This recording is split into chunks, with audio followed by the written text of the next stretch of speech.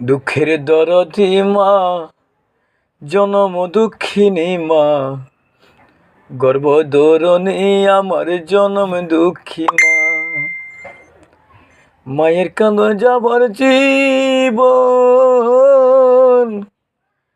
দু চার মাঝে বোনের কান্দন রে, ওরে বাইরের বাইরের কান্দন কয়েকদিন পর থাকে না।